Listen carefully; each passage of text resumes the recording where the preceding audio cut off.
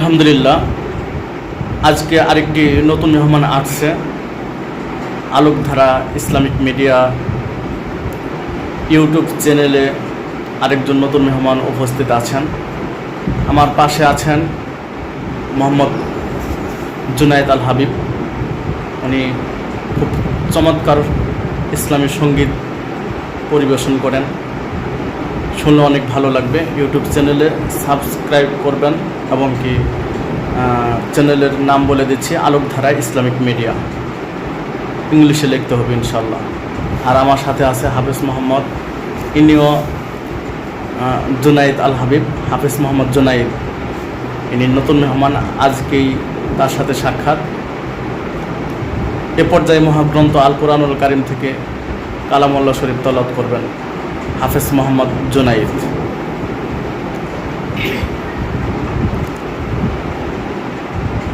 أعوذ بالله من الشيطان الرجيم.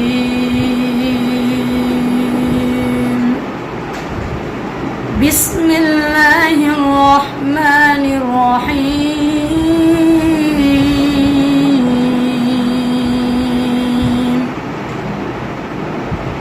إن الذين سبقت لهم منا الحسنى أولئك عنها مبعدون.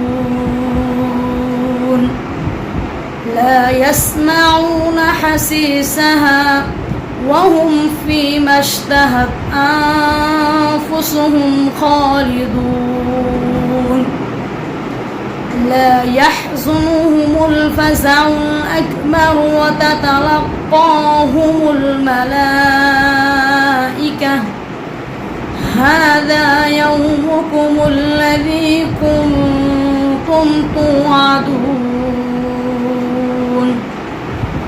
يوم نطوي السماء كطي السجل للكتب كما بدأنا أول خلق نعيده وعدا علينا إنا كنا فاعلين.